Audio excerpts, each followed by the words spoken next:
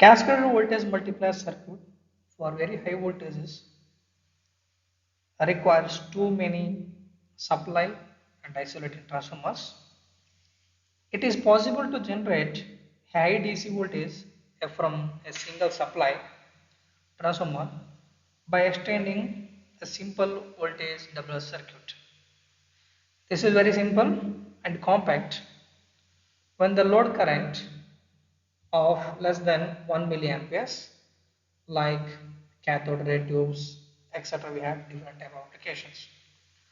Wall type of pulses generators may be used instead of a conventional AC supply, and the circuit become compact.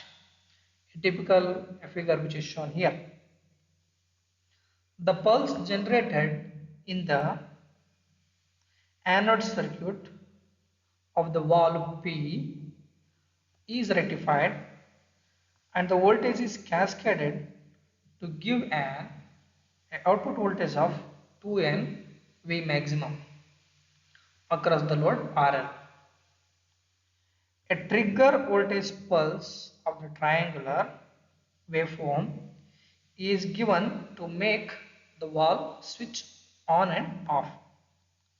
Thus, the voltage across the coil L produced, which is equal to V maximum, that is equal to the current and the root of the inductance and the capacitance across stay capacitance across the inductor coil L.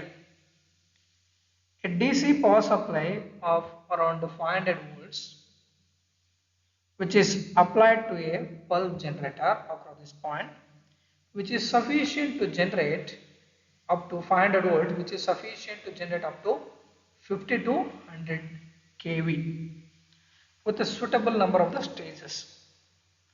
The pulse frequency is at high and the ripple is quite low, which is order of less than 1%. The voltage drop in the load, which is of less than 5% or even at 5% for the load current 150 microamperes. The voltage drops rapidly at high load currents. Voltage multiplier circuit using Cockcroft-Walton principle, which is shown in this figure B. The first stage, that is T1, D2, C1, C2, which is same as, that's including T value, which is same as the voltage double circuit. For higher output voltage 4, 6 up to the value of 2N of the input voltage V, the circuit is repeated with the cascade or series connection. Thus the capacitor C4, which is charged to 4V maximum, and the capacitor C2N, which is charged to that 2N V maximum, which is above the earth potential. But the voltage across the any capacitor or the rectifier will be of 2V maximum only. The rectifier D1, D3 and D2N minus 1 will conduct during the first half cycle. D2, D4 and D2N will conduct during the negative half cycle. The voltage on the capacitor C2, which is the sum of the input voltage, that is nothing but VAC, and the voltage across the condenser VC1. So that is nothing but the mean voltage on the capacitor C2 will be the less than the positive peak at charging voltage, that is nothing but VAC plus VC1. In the same manner, from the difference between the voltage across the previous capacitor and the charging voltage. Finally, the voltage after 2N stages will be the input voltage VAC plus number of the stages N1, N2 Likewise, so till number of the stages where n1, n2 are the factors. When the ripple and the regulation are considered in the next rectifier circuit, the ripple voltage, that is del V, and the voltage drop delta V in a cascaded voltage multiplier circuit shown in here. So you can see to that always the output voltage will be less than the input voltage by considering that delta V. This is nothing but the drop across the number of the stages, and delta V is nothing but which is the ripple. We have to make sure that the ripple should be as minimum as possible, and we have to try to reduce this the voltage drop. Then ripple in the cascaded voltage multiplier circuit. When there is a load, the output of the cascade rectifier which is less than the 2n Vmax, that we know that, where small n is nothing but number of the stages. The ripple and the voltage regulation of the circuit, which is estimated as follows by considering this figure. Let F is nothing but the frequency of supply, Q is nothing but the charge transferred in each cycle, I1 is the load current from the rectifier, T1 is nothing but during the conduction period of the rectifier, T2 is non-conduction period, then del V is nothing but ripple voltage. This is measured in peak to peak. By considering this the figure, the load current I1 which is supplied from the capacitor C2 to the RL and during the non-conduction period. Let's see that we are assuming that. The charge transferred per cycle from the capacitor to the load during the non-conduction period, that is nothing but T2, is considered as Q during the non-conduction period, which is as follows. So that is nothing but I1 is, which is the load current which is supplied, that is equal to charge per unit time. So that is nothing but dq is nothing but q, dt is nothing but t2. So that is nothing but during the non-conduction period. So we are assuming that t1 is very small compared to the t2, means non-conduction period is greater than that conduction period. So we know that total time t1 plus t2 is equal to the frequency, and this is t1 is very small, so we can write it as this equation, t2 is equal to 1 by f. And also we know that the charge, what is charge, which is equal to capacitor, the current which is across the condenser C2, and delta V. This is nothing but what is a ripple voltage. So we have to calculate ripple voltage. So that is nothing but we are just, I am rearranging this, delta V is equal to Q by C2. What is Q? Q is equal to I1 into T2. So this is I1 into T2. What is T2? T2 is equal to 1 by F. So this is equation become delta V is equal to I1 by F into C2. Then at the same time there is a charge which is transferred from C1 to C2 during the each cycle. This is equal to the current I1 by F into C2. Thus the voltage drop will become, this is nothing but I1 by F into C1 plus 2 into I1 by F into C2. Rearranging this, hence the regulation which is equal to the mean voltage drop from the V maximum. So which we know that from these two we can rearrange this. I1 by F is which is a constant term, which is a common term, in bracket 1 by C1 plus 2 divided by C2. Therefore the mean output will become, this is nothing but 2V maximum minus the voltage drop. Then only you will get the output voltage. So this is nothing but by making the difference, means 2V maximum minus of this value, you will get the output voltage.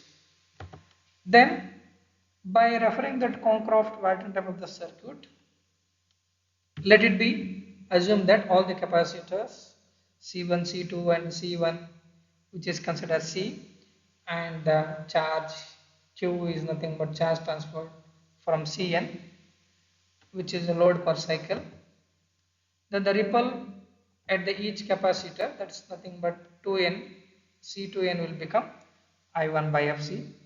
So similarly for C2n minus 2 will become C2n minus 1. The ripple at the capacitor C2n minus 2 will become 2 into I1 by Fc.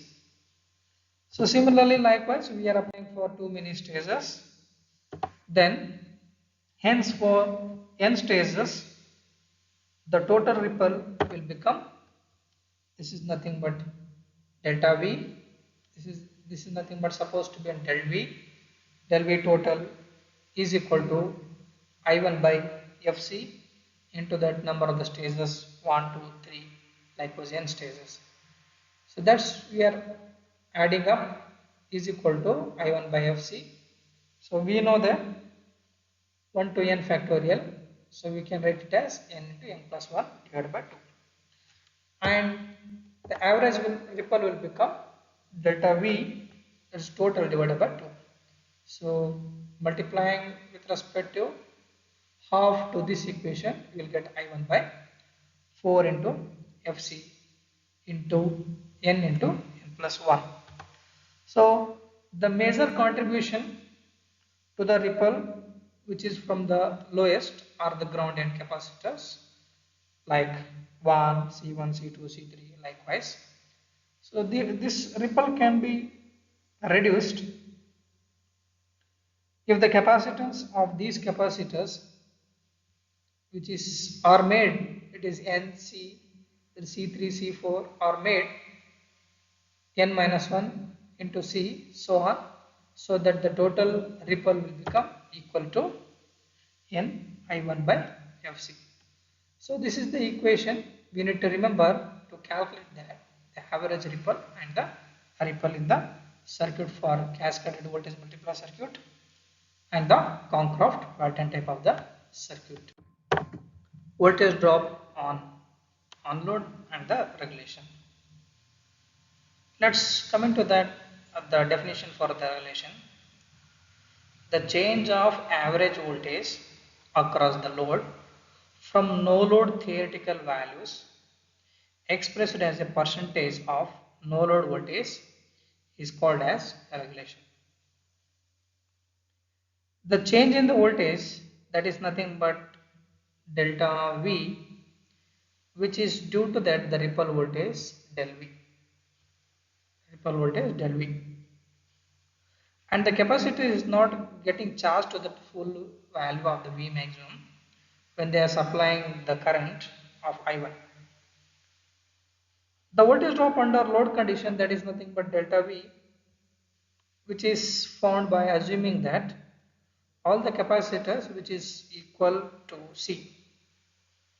But it is seen from the analysis that a ripple that all the capacitors are not charging to a maximum. The capacitors C2n, which is charged to that, which is we know from a previous concept, that is nothing but 2V maximum minus n into I1 by Fc.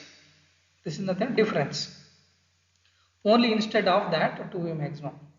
Because the charge given through the capacitor C2n minus 1 in one cycle, which is equal to the voltage drop n into I1 by Fc.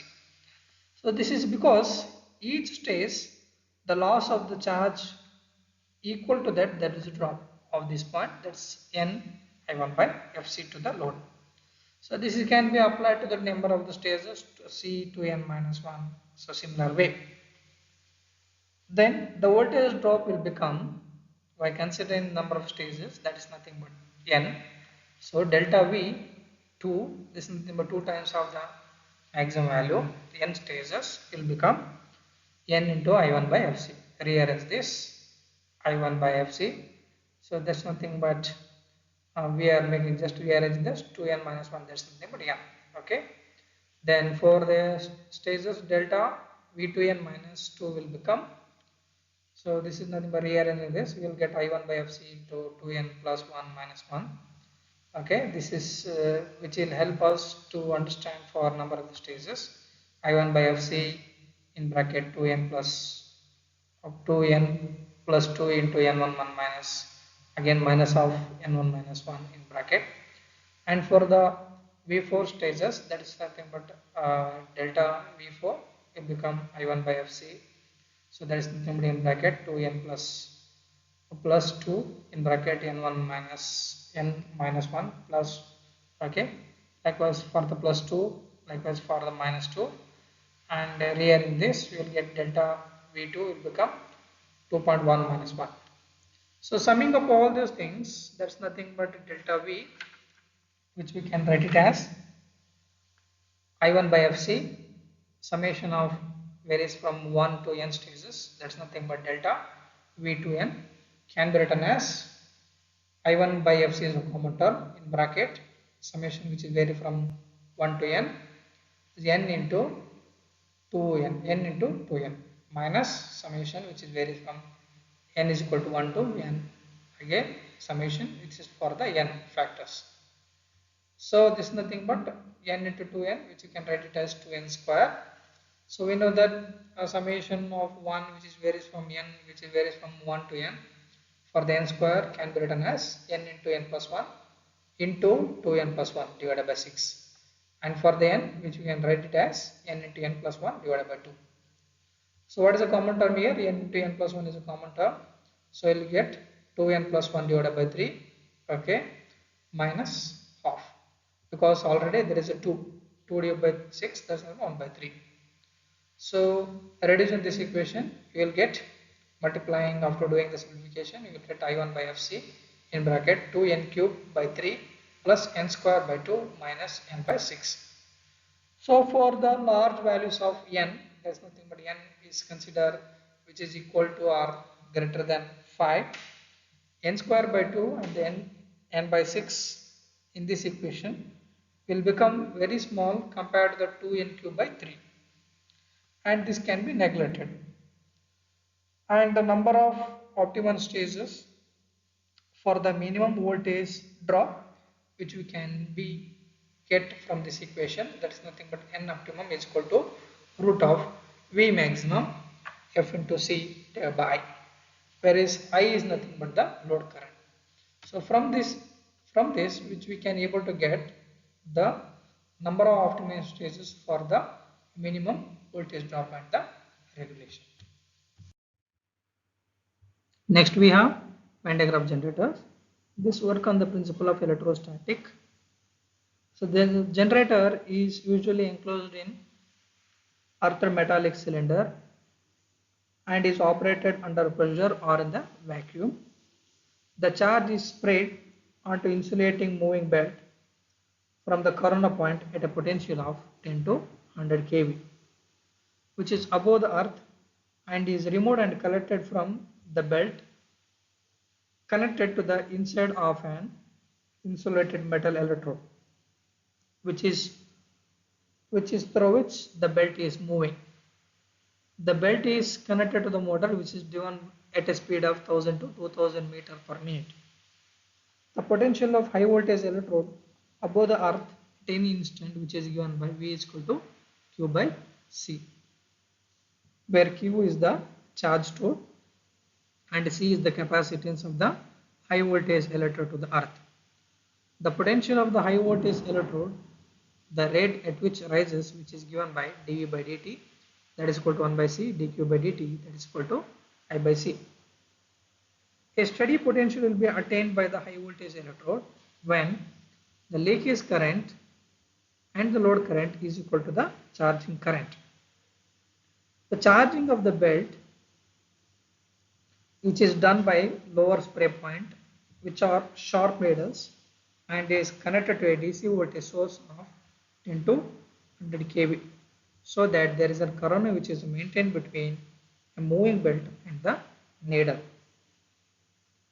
The charge from the corona point, which is collected by the collecting needles from the belt and is transferred onto the high voltage electrode as the belt enters into the high voltage electrode.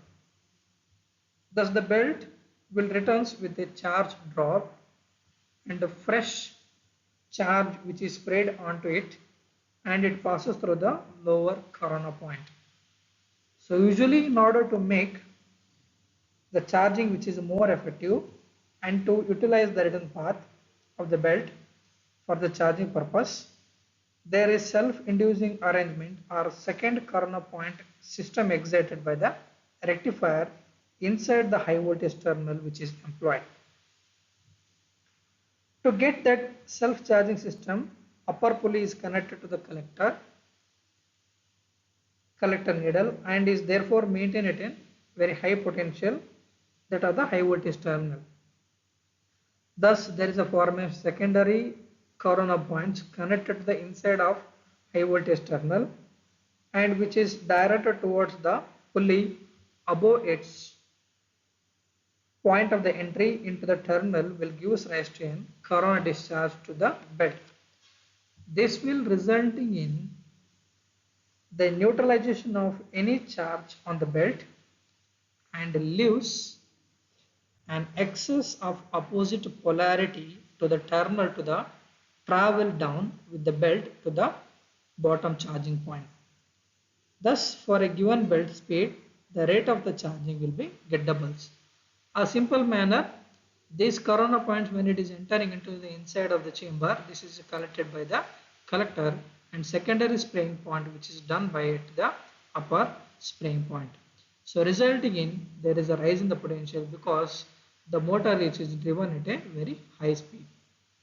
So one side of the chamber which is connected to the ground, another is at a very high voltage potential. So resulting in there is a rise in the potential by the high voltage terminal. Winding of generators are usually of very high voltage and the low current applications. The output voltage is easily controlled by the controlling the corona source or the DC high voltage source and of the rating of the charging. The voltage can be stabilized to a 0.01%. These are extremely flexible and a precise machine for the voltage control.